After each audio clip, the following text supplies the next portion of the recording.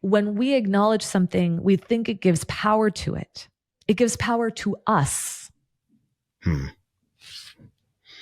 When we acknowledge something, we are convinced it gives power to it, when it in fact gives power to us. That's why people are afraid to name something. You ever hear people like, you're worried about a friend who might be suicidal and you're like, but I don't want to use the word suicide. It's like, no. That doesn't give power to it. Wow. Right? To be able to name the thing with someone and just say, hey man, are you feeling suicidal? What's going on? Like, that's not going to be the thing.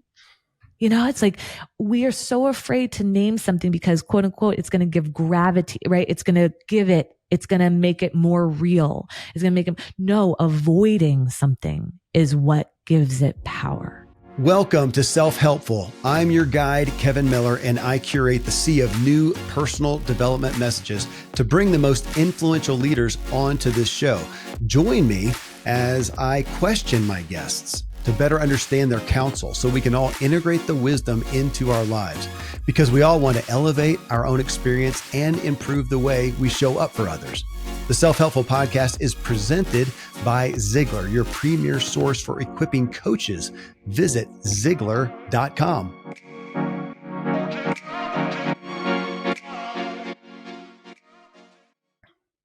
Hello, Self-Helpful listeners. In this episode, acknowledge trauma and give yourself power.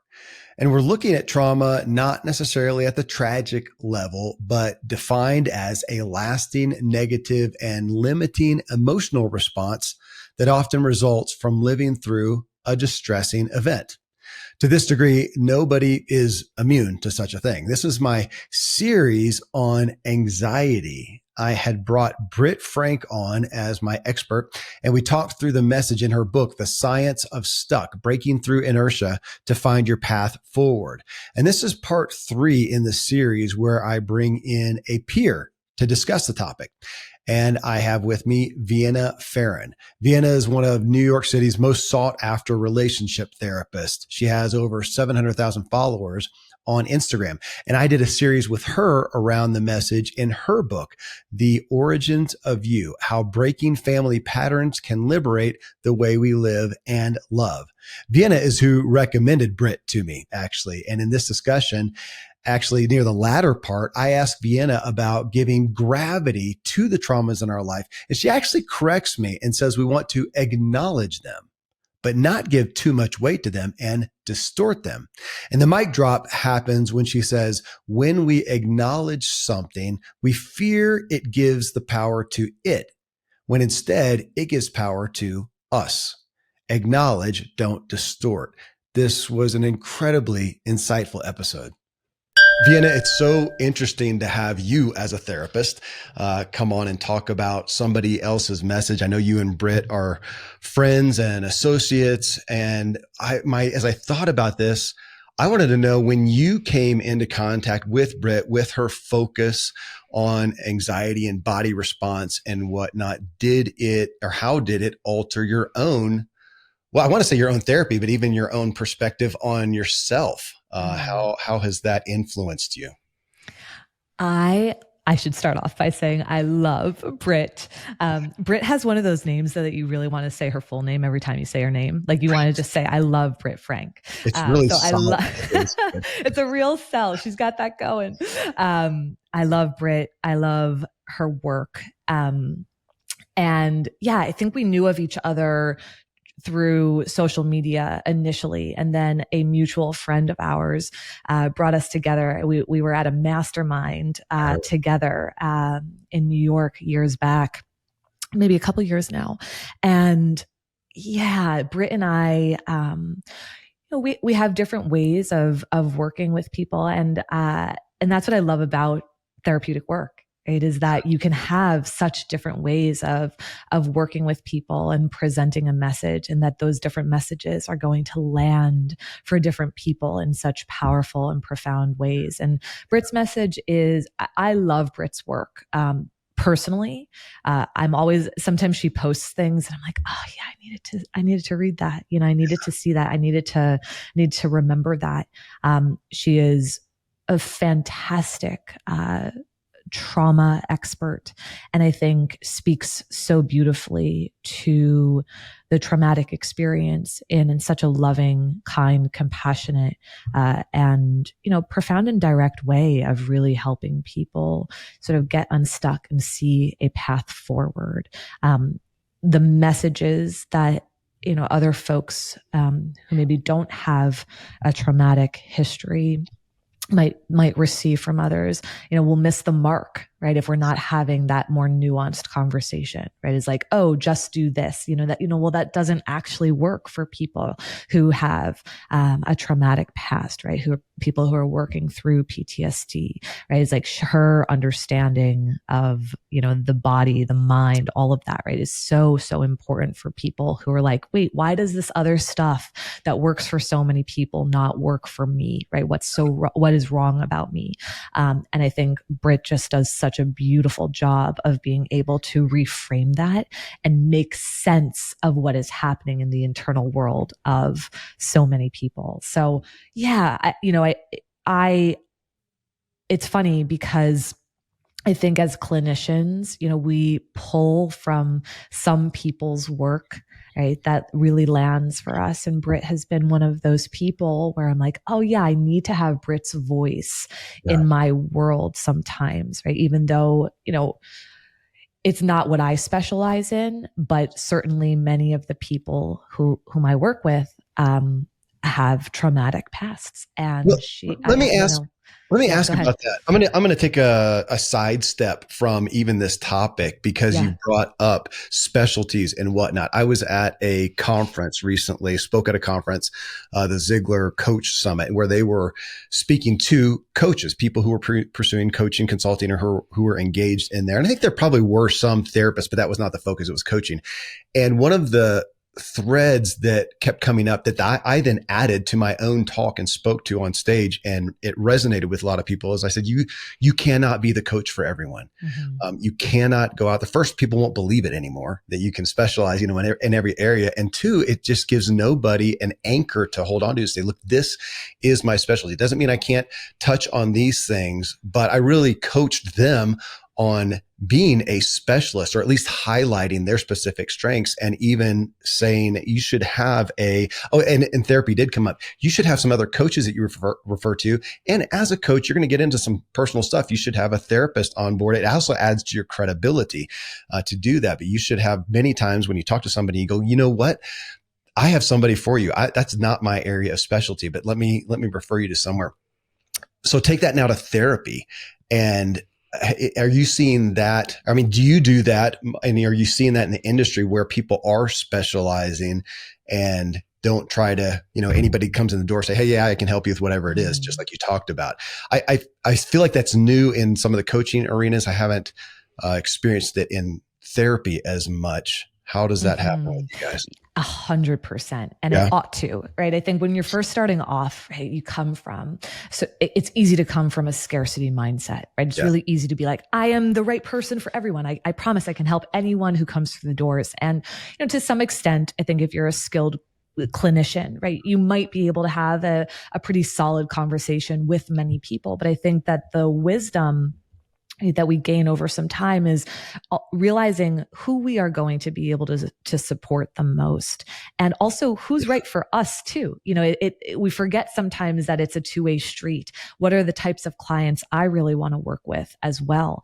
And so, I feel like when I first started off as a therapist long ago, it was like, yeah, I can chat with anyone. And Britt and I actually just saw each other.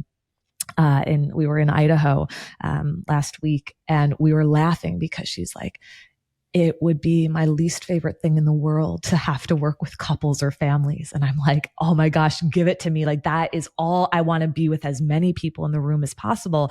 And she's like, and I would love to work with kids. And I'm like, oh, there's no way I could do therapy with children. Like, that is just not how I want to be doing work. And then also just really specializing, to the point I think we were making before, right? Is that when we are working with adults, for example, like, I want to be talking about how you grew up, your family of origin, right? Britt wants to be talking about maybe trauma and anxiety and how to become unstuck and how to move forward and to not get caught up in the why. And right, like those are the things that she's really going to want to focus in on in therapy. And so I think there's a wisdom as a clinician in being able to say, yeah, here's someone who's actually going to align better for you. And yeah, that doesn't mean that we are bad clinicians or we can't do it or we have failed in some way, right? It means that there is more alignment elsewhere, and working with this person, they're going to speak your language really. And that is so important. We know that the therapeutic or the coaching alignment, right? The alliance is what we call it, is the most important predictor in our success in a therapeutic, I would imagine, a coaching setting as well, right? Is how connected we are to the other person. And if we're speaking each other's language, right? If we are able to connect in, I think sometimes there's this spoken ways, but also this X factor that's a little bit hard to describe, but you're like, I just get you and you get me. And like, there's something here that makes us, that opens us up to the change that the client is seeking. It's interesting to me, Vienna, because I know I have missed that some in therapy where I have gone after, let's say it was, for me, it wasn't, but let's say it's anxiety. I mean, that is something that I deal with. So I'm going to go after somebody who, in some ways, specializes in anxiety. I'd love to see that. Yeah, I really specialize in XYZ. I'm going to tend to go towards that person who says they specialize in it. But I have not put enough value on what you just said, that the alliance and the speaking the same language. And matter of fact, I might have, as I think about it now, maybe veered the other way somewhat, feeling like, okay, I'm not in there to be comfortable. I'm not in there to find somebody to coddle me or to whatever. I'm there to get fixed, kind of like a doctor. I want a brain surgeon, just fix my brain. Go in there and, do surgery, cut something. And I don't think I've done that well. And it's interesting because I just started, in the past month with someone, because it's somebody a friend of mine has been seeing for years and talked about. And they kept going on. And there was kind of an overlap with business and therapy. And I connected with a guy, and I've never connected so well with somebody like that, in saying we speak the same language, the overlap. And again, I think I put that off because I thought, well, no, this isn't supposed to be comfortable. And I missed that. So speaking to this audience and people who are going after therapy, give a couple pointers on that, because I do bristle a little bit that I'm not going in to have somebody just, and just be a listening ear and coddle me and take care of me and tell me all the affirmations and, all the A's and stuff. I'm there to I want somebody who's going to speak straight and call me out, but go with the but you're saying, no, you need to resonate, is what I hear. Yeah. I mean, I think that what I have always said about who I think are the best clinicians in the world are those who have the intersection of the science of the work and the art form of the work down. One without the other isn't enough, right? And I think, we are all different kind of cups of whatever, right? It's like, are you that person's cup of tea or whatever? And, I think one of the things that Britt and I do that not everyone does, which again, might not be some people's cup of tea, is historically there was a huge emphasis on the blank slate therapist, meaning, nothing about my life, nothing about my world. I am the blank slate for you as the client, so that the focus is you, so that you're not having to think about my world, my life, what's going on for me as the therapist. There's a lot of value to that, right? There's that, like, in many ways, it doesn't do it entirely, but, eliminating countertransference and transference and the client needing to caretake the therapist and all of those things. But I have found personally for me that intentional self-disclosure is incredibly valuable for the client. And having a little bit of an idea of my life and my world, even though it's pretty private. I don't post a lot about my family and what I'm doing day to day, although goes out there a little bit, is like there's something that gets humanized in that. Yeah. And I have heard from my clients how much they appreciate that, knowing that remembering that I am a human being, right? And kind of taking me off a pedestal of, oh, your life must be this way, XYZ. And I think to the listeners, if they listen to the episodes with Britt, what I know to be true about Britt is that she hysterically will share her history and her story of, how she has come to be. And I think there's something that's so connective about saying, hey, I was part of a cult. Hey, here was the drug habit I had. Hey, here are the things that were going on in my life. And here is how I went from point A to where I am today. There's something deeply connective about that, right? It does remind the person that I have walked this life. Even though our paths aren't exactly the same, I have walked through some challenging stuff, and I have found a way to get to the other side. And when I say to the other side, I don't mean in this perfect fashion, shape, form, right? But I have humanly found a way to move. And I'm going to share with you the ways in which I have found that path forward. And I think that that's what Britt and I do. Similarly with the origins of you work, it is like, I personally needed to go into that space in order to move through the constraints where it is that I was getting stuck. I love Britt's title, The Science of Stuck, right? And Britt has such a scientific mind, and she does all of her parts work, and she's so fantastic with that, right? And it's like how humans get unstuck and the different paths that we take in order to get there. And Britt does such a beautiful job of sharing herself in an intentional and deliberate way with people so that they can see that there's a way, right? They're like, oh, if you were stuck in a cult, if you were addicted, right? Like that there is still a way to get to a space in life where you have peace, great relationships, productivity, et cetera, right? And so, it really is like dating almost, right? Where you're like really finding this right fit. And I think the emphasis on, in the therapeutic relationship or any type of clinical relationship, we cannot go past how important trust and safety is. Yeah.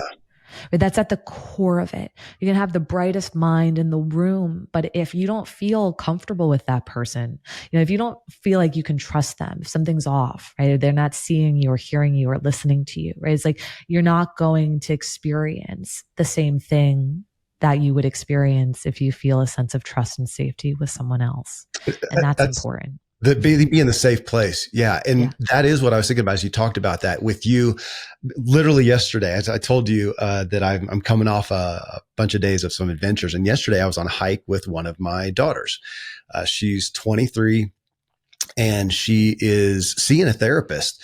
And we talked about that. And I talked specifically about you and Britt. I said, okay, hon, listen to these shows that I did because I think you will resonate. They're two of the most down to earth therapists I have ever met, both of you, that I felt like we were having just a peer conversation. And you understand because you have dealt with so much of this yourself. And I want that. I mean, my gosh, if I'm in business, I want somebody who has lost it. I want to do business with somebody who's lost it all, had a failed business at least, because they understand so much more than somebody who's just kind of always things have gone well. And from a therapy standpoint, but that's interesting because Britt, she lays it out there. I mean, you tell your story, but she really, as you said, she lays it out there. But then I feel like she understands from a compassionate standpoint, but I trust her now more. Going back to me wanting to be challenged and called out somewhat, I trust her. I would trust that coming from her, knowing that she knows the hard place we're coming from. Yeah. That's right. I mean, I think when you just think about it boiled down, it's like we trust people we believe understand. Right. If you have put somebody on a pedestal because, they're perfect in business, they've never had a failure. Like, I want to be just like that person. They don't understand you, but you don't believe or feel or experience that they actually see and connect to your story. There's going to be a constraint there. How would you counsel people in vetting a therapist? Because there are some who want to be a blank slate, as you said. They're not going to share themselves, and there's some reasons for that. But at this point, I want to know. I don't know how to. It is such an intimate thing. It's not just a doctor clinical setting of doing surgery and going in and fixing something. It is an understanding. So would you? Again, if you had somebody who was your own friend, not going to, on the other side of the world or whatever, and you're counseling them, what would you tell them how to vet someone in regards to this topic? Yeah.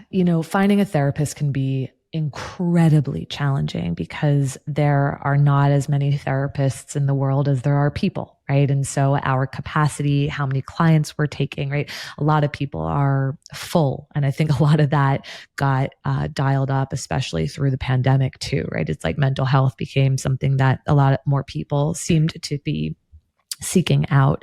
And one of the frustrations that I've heard from people is like all of the, great therapists are full and, or the recommendations that we get from a friend. So even what you were just pointing out to, Kevin, is like your buddy was like, I've been seeing this therapist. I love this person. They're so good. And now you're seeing them. And referrals are probably one of the best ways to go about doing that, right? Where someone you have an intimate relationship with who knows you well is able to say, I'm pretty sure this person's going to land for you, right? So, having to find someone by searching the World Wide Web, is a daunting experience. I think sometimes the era of social media, there is something beautiful because I remember when there was this shift in my clinical practice where people would call in, they'd want to chat for, 10, 15 minutes before signing up for therapy with me. This was long ago.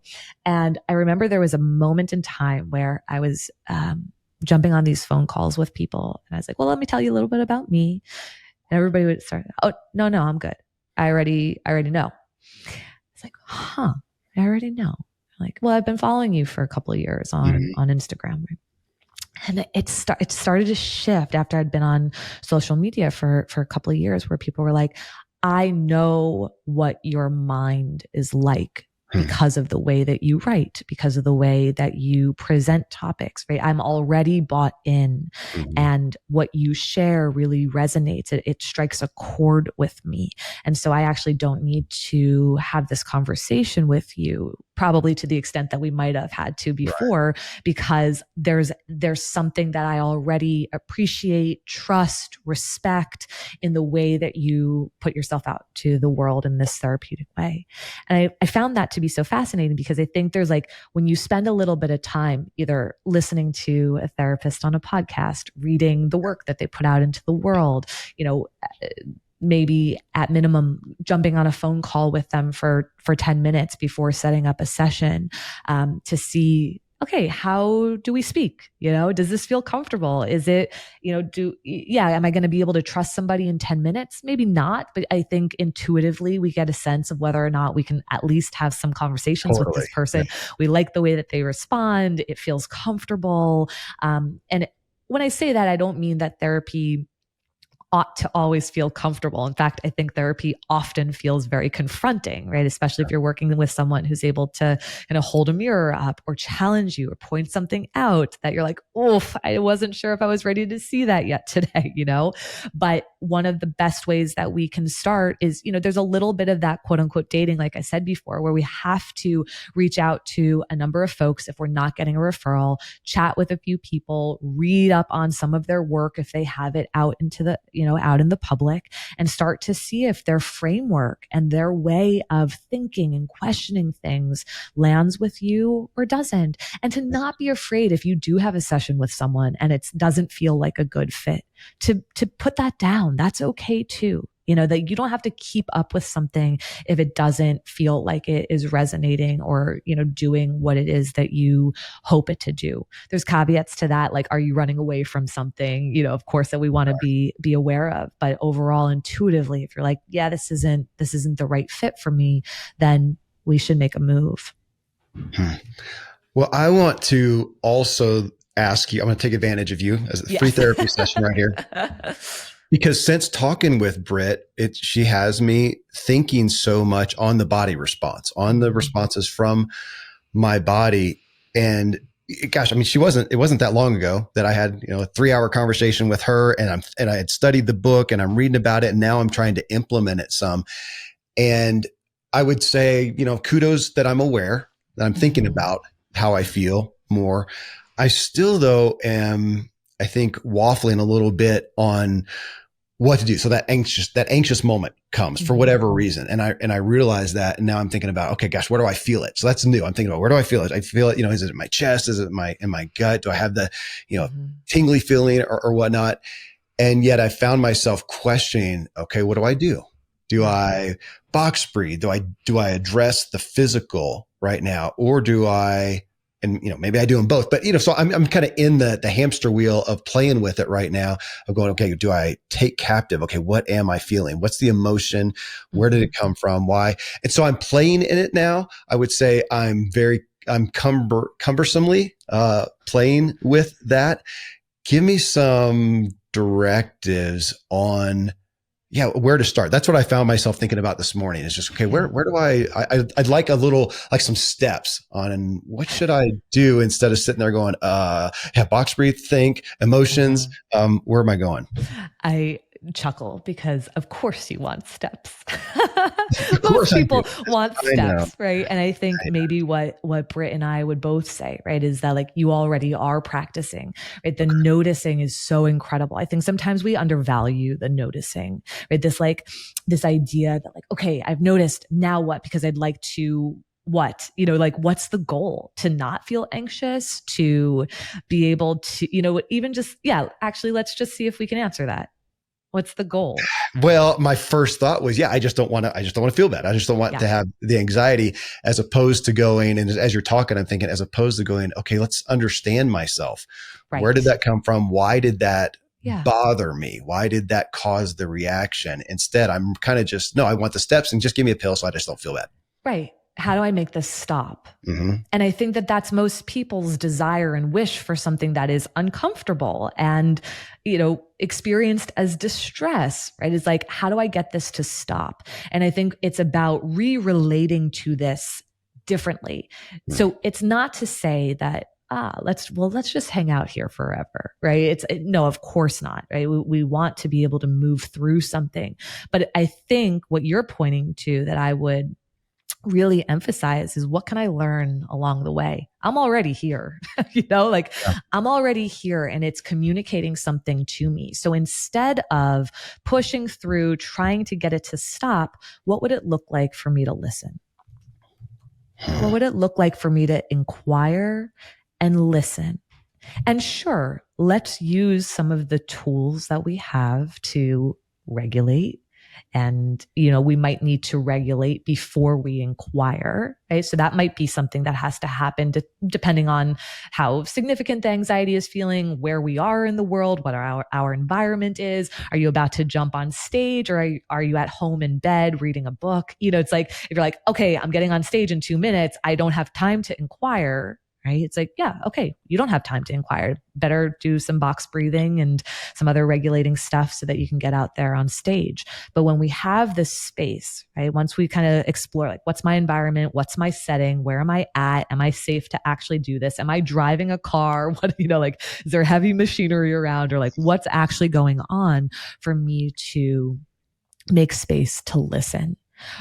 When I think about my message of connecting to our origins, right? Connecting to our story, slowing down to actually witness and honor what is there, what's presenting, right? Like, that's where some of this intersects, right? Is like, I'm feeling anxiety. Okay, I'm noticing it. Yeah, I feel it in my chest, or it's in my throat, or my jaw is starting to heat up in a really strong kind of way. It's like, okay, great, beautiful, you're noticing. And if you have some space, like, what is your anxiety trying to tell you, right? If your anxiety could speak, what would it say? What's familiar about this, right? So instead of dismissing yourself, right? Instead of ignoring the sensations, right? And just trying to get it to end, what would it look like to honor that it is there, right? What would it look like to ask it a question? Right? To almost like externalize it so that it's sitting in front of you, right? Where you're like, hello, anxiety, right? Like, you're here. What's up? What do you have for me? What's coming up here? What do you want to say to me? And then, okay, well, what's familiar about this? When is the first time I felt anxious? When is the last time I felt anxious? Was it similar? What did it want me to notice, or what did it want the other people to notice? Right. So like when we're kiddos, sometimes it might be like, well, I wish that my parents would have seen that I was what? Really lonely, struggling at school, getting bullied, whatever, fill in the blank. What did it need to have noticed? And that's where so much of this beautiful healing can happen self with self, right? Is to slow down and notice it instead of trying to fast forward and get to the outcome. Right? Sometimes the outcome is the noticing, right? Sometimes the outcome is being able to say, hey, you matter, anxiety. I get that you've got a message for me. Right. It's interesting. I'm thinking about something that happened yesterday. And I'm actually now thinking about your husband, Connor, and him talking about in his book about the propensity to just say, I'm feeling this and I shouldn't be. I'm feeling this and I should be. So yesterday, true story, I'm driving along solo. I had finished up with my daughter. I'm driving to the next place in I call it my adventure mobile, my adventure van. And I'm going up a big mountain pass and it coughs a little bit. And it's done this before and they couldn't figure out what was happening. But it started again and it kind of coughs. And I get this kind of that anxiety feeling, kind of like what you would do if you pass a cop and you're speeding and and you kind of get that flush. And I get that. And my first thought is, why? It's not a big deal. I'm not going to die. There's other people out here. I got bikes in the back. I can go somewhere if I need to. I've got roadside service I can call. If I was in cell service, I don't know if I was, but either way, I'm looking at it and just going, that's why are you feeling this way, Kevin? And not tapping into what can I learn? Why does that bother me? Because as you're talking about it, I'm thinking about this yesterday. I think it's probably a control issue. I don't like not being in control, at least of my own environment and myself. And even though nothing's dire is going to happen and I'm not in a rush anywhere, there's really nothing to be scared about, fearful about, even worried about. And so I kind of just did that. I shouldn't. I think just get over it. Just get over it and bypass it, as opposed to what you said. What can I learn? Why is that bothering me? And real quick, my first thought is control. Yeah. And I didn't go there. And what Britt would say is, you make sense. You make sense. How you're feeling, what your experience, what's happening in that moment, right? Instead of, stop, you shouldn't be, like, what's the matter with you? Like, you're fine, right? Britt would say, you make sense. And if you have to make sense, right? If that is automatic, that no matter what, you make sense, your reaction, your response, what's happening inside of you makes sense, then can you get curious about why it makes sense?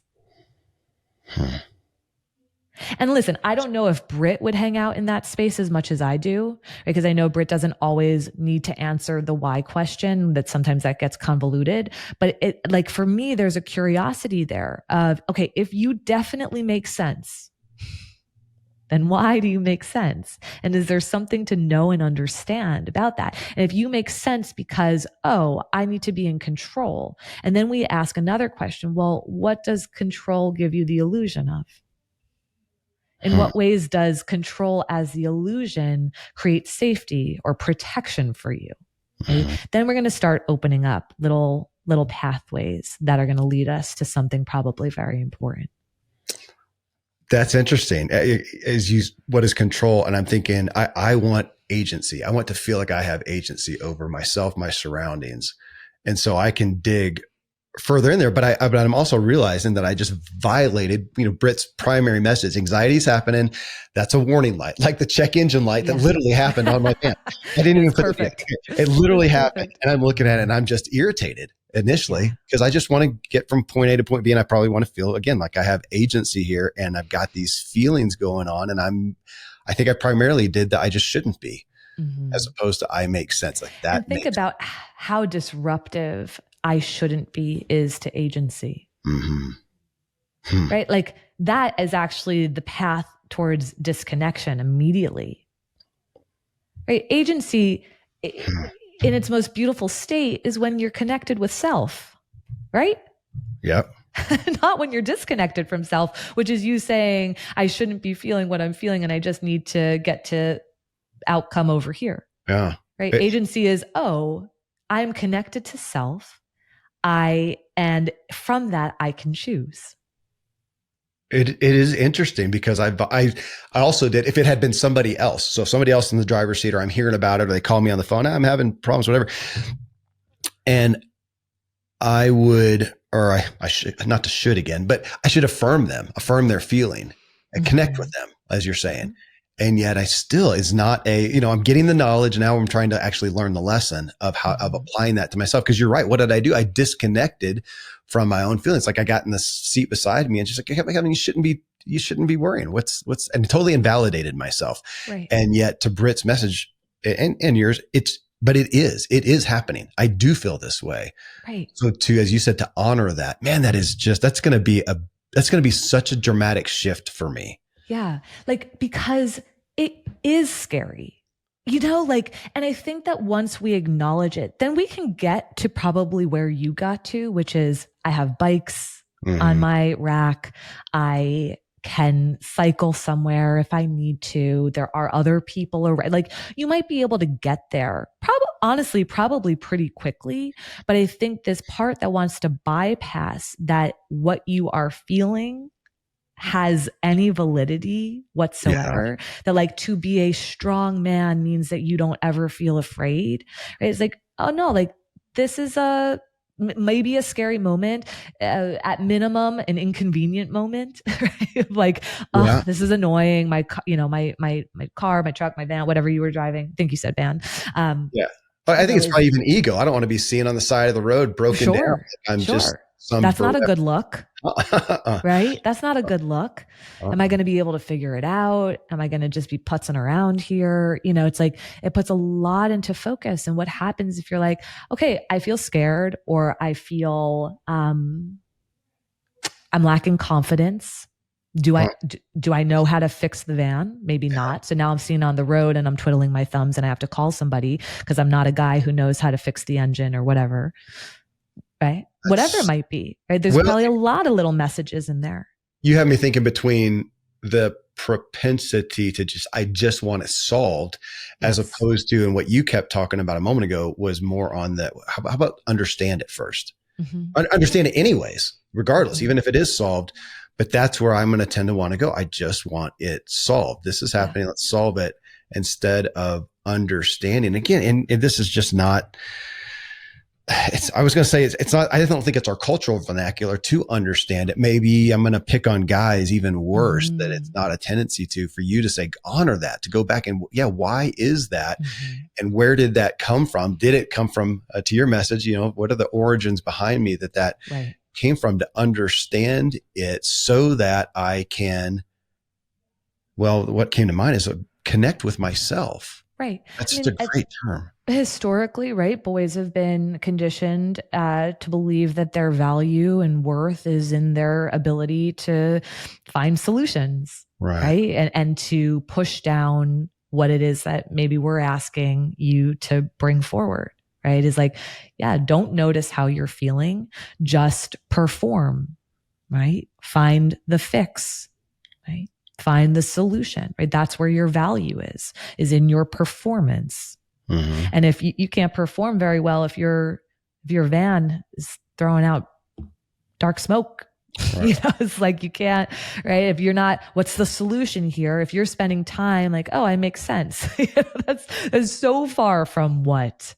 And we're back to you, this, in the origins and the story, because that's interesting. If you put 5 different people in the scene, and we're talking about such a benign thing, there's real trauma. This wasn't a big trauma yesterday, but just to take it as an example, it was still something that happened that we'll say was a negative. Nobody's, I don't think in anybody's world does having car problems a positive. So it's a negative. Put 5 different people in the seat where I am, and there's going to be 5 different reactions based on the stories that's going on. And I didn't tune into the story. What was the feeling? Honor, as you said, honor that feel, honor the emotion. And then what's the story behind that? And there is a story. And I just don't naturally make place for that, make a place to understand that. And then I go forward, as you said, disconnected with self and in not having understanding and even some compassion, it's just going to happen again. That's Mm-hmm. which I don't want it to. Mm-hmm. So if I'm going, or if it's going to, I want to have it be a little more mild, or at least have compassion for myself. Either way, we're back to knowledge and learning. So I want to learn to do something. Until now, in talking with you, I had not done that. It was just an issue that was irritating and caused a feeling that I wanted it to go away. Mm-hmm. And so there was no problem. It didn't even happen today, in the van. And so I'd like to just forget about it, or I'll take it to the mechanic and have them deal with it. But I didn't learn anything. So the next time it happens, I'm going to have the exact same response, and I haven't moved forward at all. Right. Which is where and I think when we spend a little bit of time with what you and I are talking about, I think ultimately the goal is that it changes the charge, right, that we feel, right, that we experience, right, that the charge, meaning what associations we might have with it. I'm a failure. I'm this, I'm that, right? And that, so when we come into contact with it again, whether it's the exact same scenario or any other scenario in which you do not feel in control, right? It's like the charge begins to change. We don't need your car to break down for you to feel out of control. There's endless moments in your life in which you might be presented with that. Right. And so the goal in slowing down is not just to prepare for the next time you're going for your ride, right? It's to prepare for the next time in which control doesn't feel like it's in your grasp. Right? And that's the convicting aspect of it, Vienna. Yeah. Is if I want to deal with this, understand it, lessen the charge. I like that perspective of it, because anxiety feels like that, like a charge, like an it is, electrical energy. Yeah. And if I want to do better, because the next thing that may happen is the phone call that I get of a child or spouse or a friend in an accident, literally hurt, and I'm not in control. I don't like that. How am I going to deal with that? I don't want the feeling. I want to just be able to medicate it, whatever it may be. Right. And yet this is my training ground. It is. And remember, setting, environment.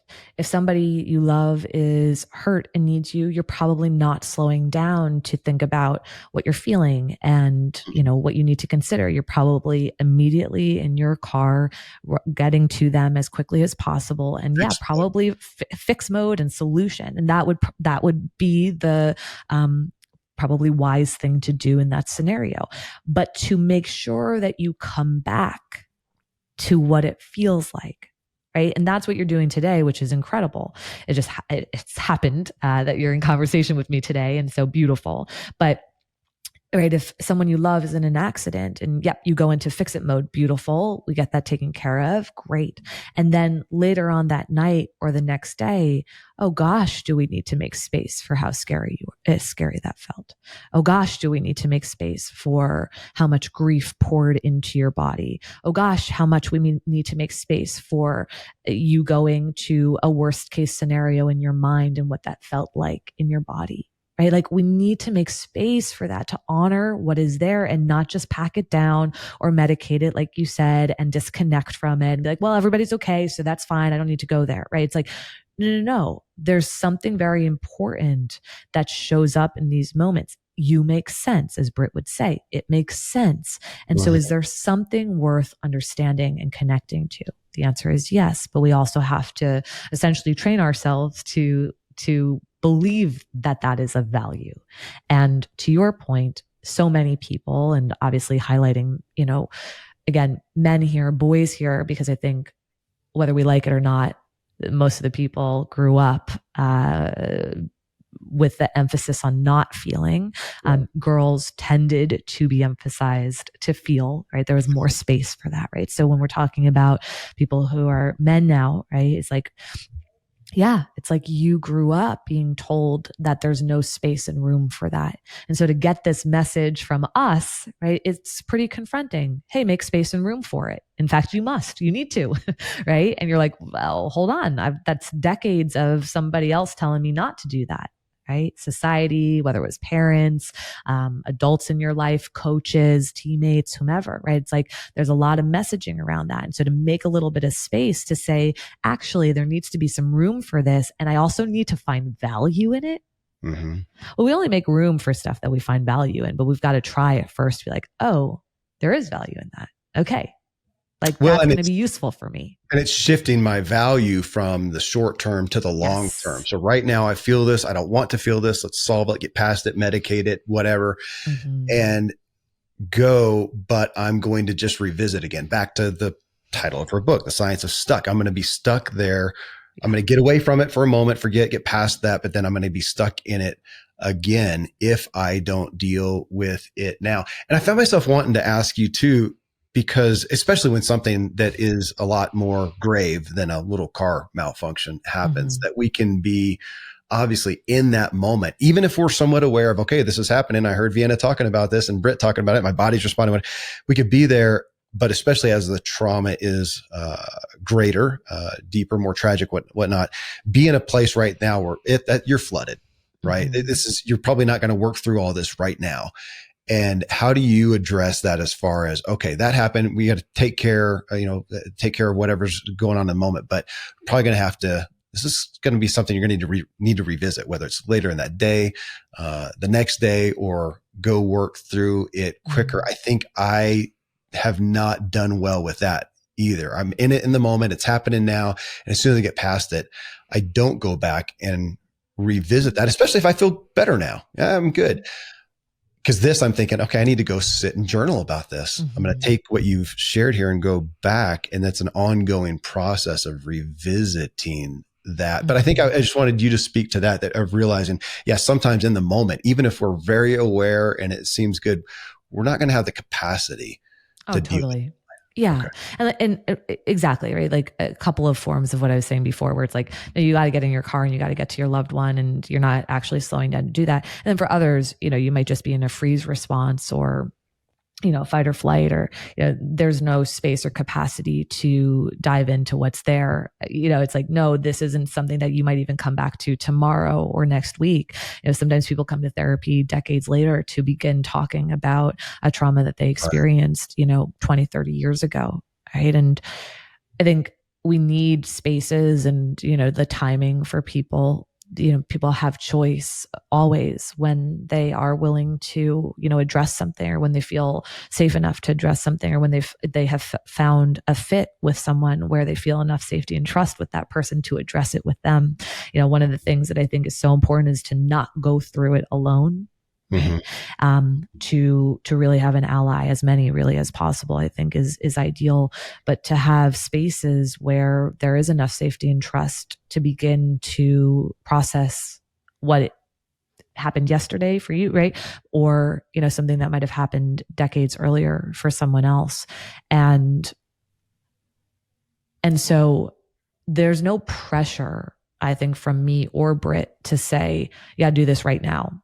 I think this is about recognizing what is available to you and to notice when you have an option to turn towards it versus turning away from it. And if you don't have an option to turn towards it, okay, all good. Right? If that's not available right now, all good. But when you do have an option to turn towards it, but you convince yourself not to, that's a different story. Right? And that's the beauty of what you're describing is, I have an option to turn towards it, but the part of me that is so conditioned to just fix it and find the solution is like, nah, don't worry about it. Right.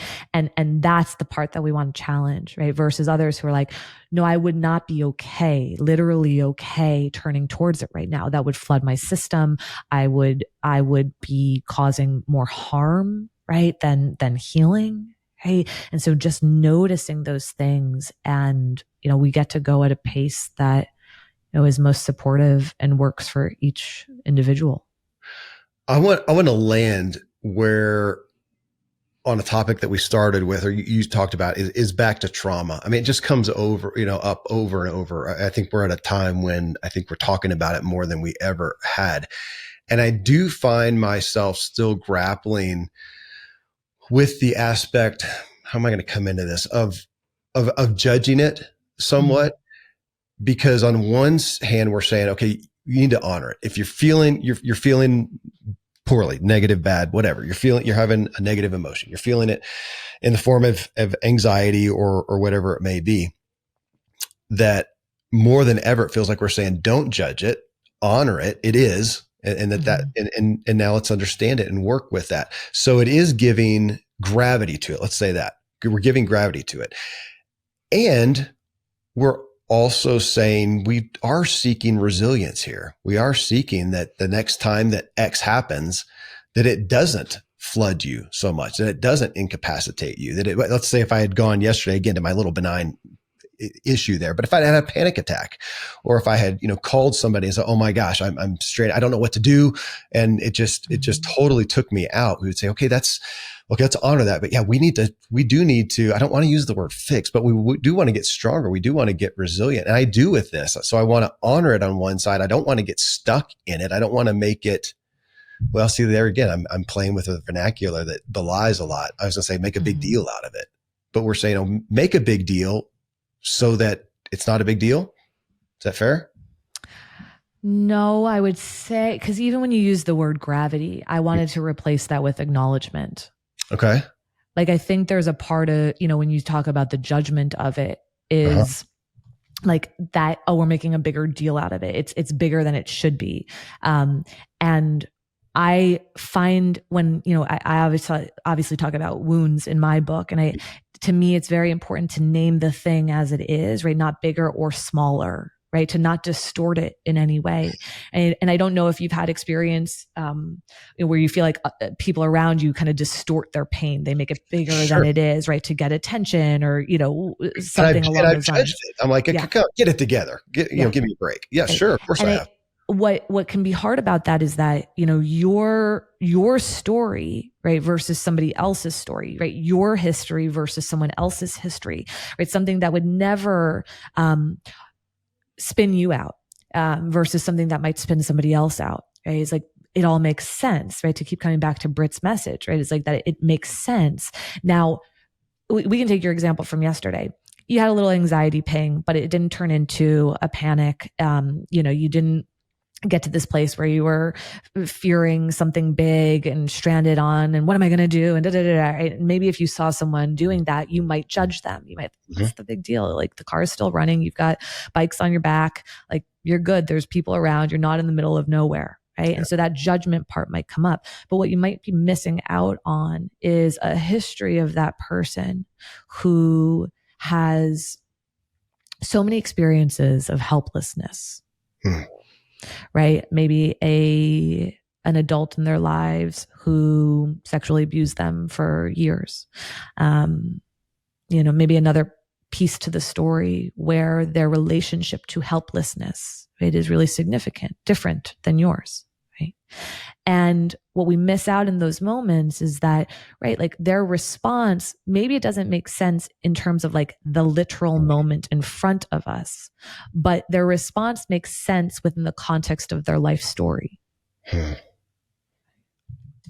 when we forget that, I think that's where it's easy for judgment to come in, and it's easy for us to like be confused why a person got spun out by something that we're like, I can take that in stride, no problem. Right? And when we're reminded that they make sense within the context of their history, right, then that opens something up for us. That the context of the history. And I was thinking about this as you were talking just moments ago of, again, the value of knowing, or the necessity for health of knowing your story. Yeah. And understanding your story, which again, I have not given acknowledgement to. I was going to say gravity again, but I have not, either I have not done that, to look back and go, okay, this is how I tend to react, understand it, and then be able to work on that. It's because you want to give power. When we acknowledge something, we think it gives power to it. It gives power to us. When we acknowledge something, we are convinced it gives power to it, when it in fact gives power to us. That's why people are afraid to name something. You ever hear people like, you're worried about a friend who might be suicidal, and you're like, but I don't want to use the word suicide. It's like, no. That doesn't give power to it. Wow. Right? To be able to name the thing with someone and just say, hey man, are you feeling suicidal? What's going on? Like, that's not going to be the thing. You know, it's like we are so afraid to name something because, quote unquote, it's going to give gravity, right? It's going to make it more real. It's going to make it, no, avoiding something is what gives it power. Avoiding something, not naming something, denying it, rejecting it, right? That's the thing that makes it push for our attention more. Right? My whole kind of premise of my book, right, is like our unwanted patterns in our lives, right? Those things that keep showing up, right? It's pain's way of grabbing at our attention. Our unwanted patterns are pain's way of grabbing at our attention. It's because we're not paying attention to them. We're not naming them. We're not acknowledging them. We're not honoring them. And so pain is like, I got to come up with clever ways to try to get your attention. Because if you just keep pretending like, if you don't look at me, I'm not going to exist, I got to come up with a different method. And we're back to Britt's focus on, the body response. So here I am, I have a feeling, and where am I feeling it? And your statement right there is the mic drop for me, Vienna, of when we acknowledge something. Well, what I wrote down as you were talking, I fear it gives power to it instead of power to me. Mm-hmm. Power to it instead of power to us by acknowledging it. But I appreciate you saying that. Yeah, it's not give it gravity. It's not distort it. That's such a great, not to distort it, but to acknowledge it. So again, back to Britt. So I'm not stuck, which is what I keep repeating over and over when I just try to fix it, get away from it, medicate, whatever it may be, instead of understanding my story, which is why we often come to therapists like you to understand that is what brought me finally to therapy, is just seeing and going, I'm doing the same patterns over and over. I do not care to. I mean, this is such a stereotypical thing. I'm not going to look in the past. I don't care. I'm just looking forward, just go, this is where I want to go, look there, and don't pay attention to the past, until it was brought to my attention that I keep repeating the past over and over because I have not gone back. And I'm going to use your words to acknowledge it, not distort it, not give it gravity, just acknowledge it. Yeah. Just name it. Name what's there. Can we do this every week? Oh, I guess I can't. I just go on the website and you'll invoice me. Right. So good. It's thank you, Vienna. Thank you for coming back, period. I'm so grateful that, you have the context of Britt's message amongst your own and amongst your husband, Connor, who, as people are hearing this, that'll be coming up soon. A show with Connor, who has book Men's Work. It's just tremendous. So you're going to hear a lot of overlapping themes because of these three folks that know each other. Thank you for recommending both of them. I'm so glad. Both on here, because last time we talked, you said, okay, here's two people that I think would resonate as we started talking at the top of the show. Vienna, thank you. Thank you for your insight and your heart in this and your willingness to come back and the gift it is to me and it will be to everyone else. It's just, thank you. Thanks for having me, and so happy to chat all things Britt Frank whenever I have the opportunity. Beautiful. Okay, friends, again, our muse is Britt Frank, author of The Science of Stuck, Breaking Through Inertia to Find Your Path Forward. You just heard me discuss Britt's message with Vienna Pharaon. You can catch my episode with Vienna. It happened in March of 2023. And her book, again, is The Origins of You, How Breaking Family Patterns Can Liberate the Way We Live and Love. Coming up in the next episode here, I distill down the highlights of this series on anxiety and what I'm working to take from knowledge to learning in my own life. Friends, thank you for tuning into Self-Helpful, where I curate the sea of new personal development materials and help you integrate wisdom into your life, because we all want to elevate our own experience and improve the way we show up for others.